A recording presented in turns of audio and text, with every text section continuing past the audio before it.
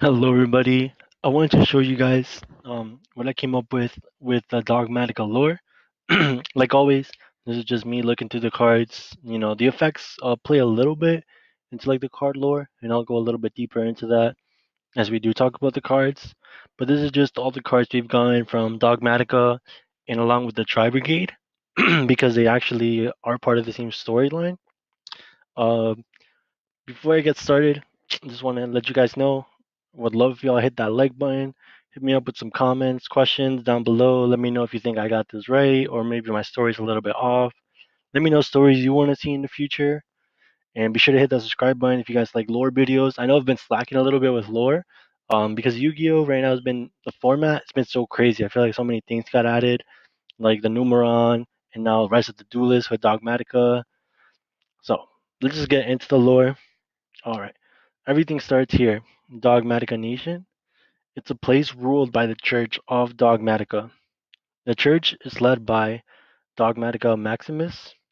Now, Dogmatica Maximus uses the power of the Dogmatica Nexus to bestow all of his church the powers of the Dogmatica.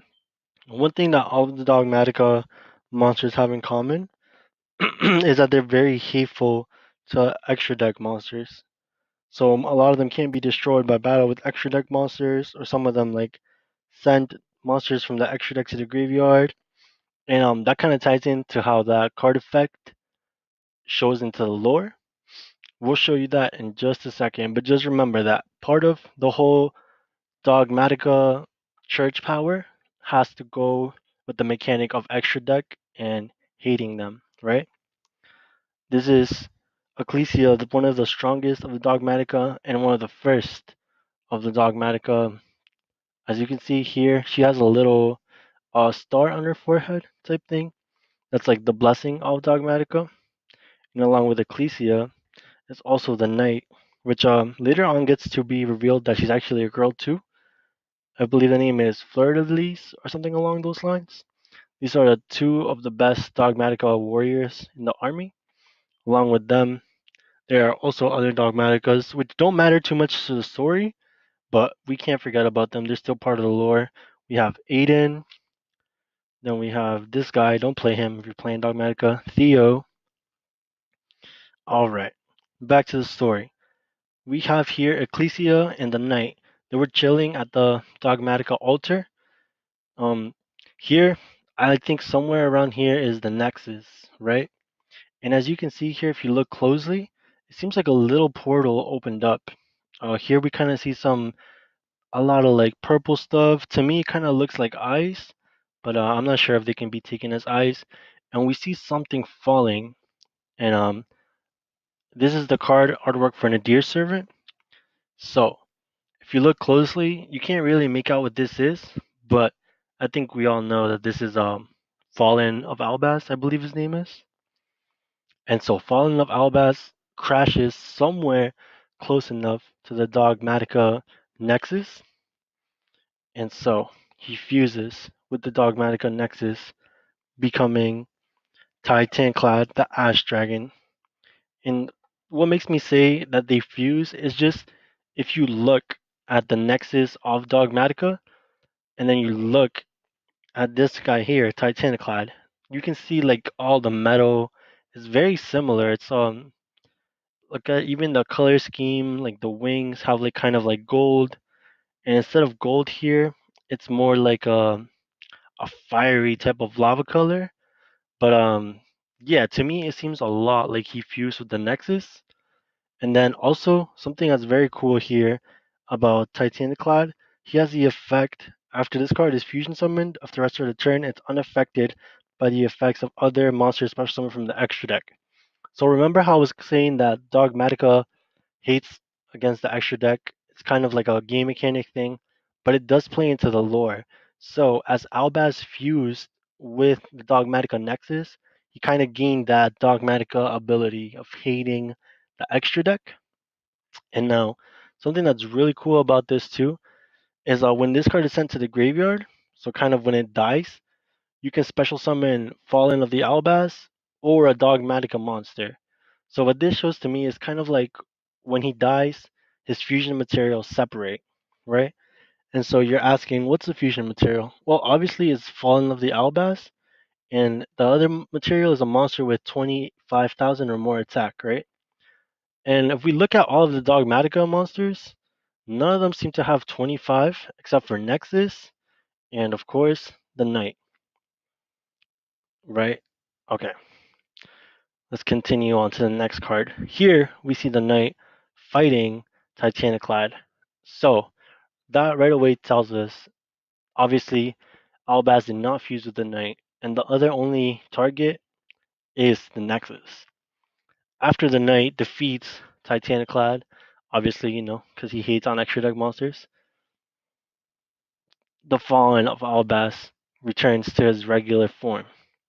And after he gets knocked down, he sees Ecclesia. Now, here Ecclesia doesn't want to kill him. She sees he's defenseless. She knows that it's just not the right thing to do. But as they're on a standstill, it seems like another Dogmatica agent has heard of all what's going on. Now, we haven't gotten these cards. These are coming in Phantom Rage. I think this is called a Shinchin, something along those lines. Yeah, sorry, we don't have the Dogmatica name yet. But they pull up. And now to kick it into the Tri-Brigade. Real quick, these dudes look way different from Dogmatica, right? They don't look like they really belong here. But as you see, all of them look kind of like post-apocalyptic, beast-like monsters. They all appear here. I think this is something like a Tri-Brigade Standstill, something along those lines. It's an OCG name. But as you can see, we have Ecclesia here, along with the Tri-Brigade clan. And here's Albaz. Unfortunately, it's covered a little bit by, the OCG thingy they do. Ecclesia is trying to tell them to not fight, to hold. But the fight does break out. The knight attacks the captain of the Tri-Brigade, and all hell breaks loose, and they begin fighting. While the fight occurs, that Dogmatica leader of the Shinchin, I think is what it's called. Excuse me if I'm pronouncing that wrong. He seems to open up a portal, which is really interesting because this portal looks very similar to this portal here. So it kind of makes you wonder what is this Dogmatica higher ups up to? Did the Dogmatica summon the Fallen of Albaz on themselves? It raises a lot of questions here. All right. So back to the story. Albaz sees that something is clearly going on to Ecclesia. As you can see, she's grabbing her forehead, and like I was noting earlier, the Maximus gives them power by the Nexus, and if you see Ecclesia's forehead, that's sort of the Dogmatica power, right?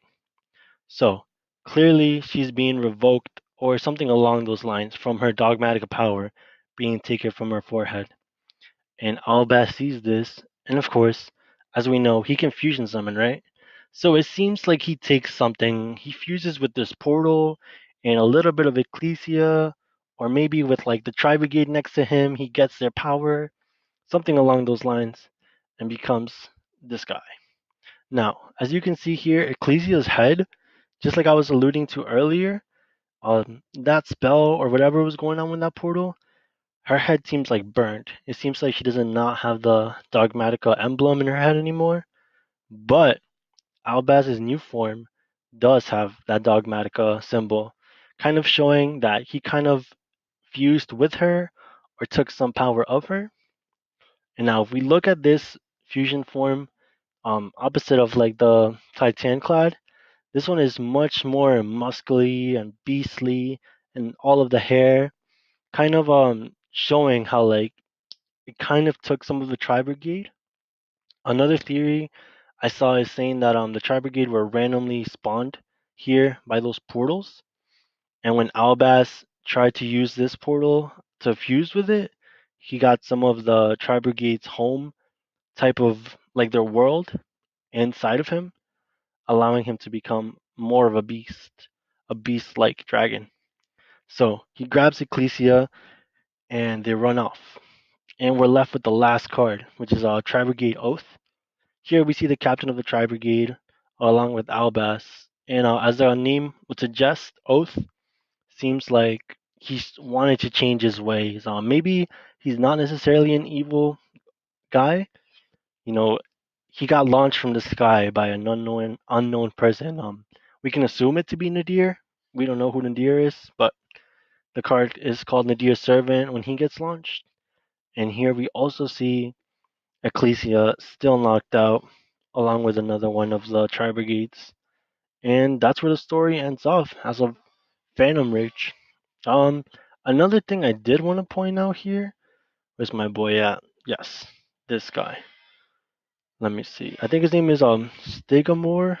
Yeah, it's right here.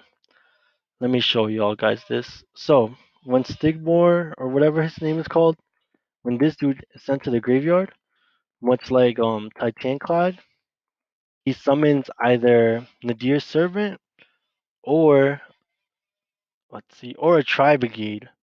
So as I was kind of saying earlier, it seems like Fallen of Albas kind of took the energy from the Tri Brigade to fuse into this, and it goes right at hand.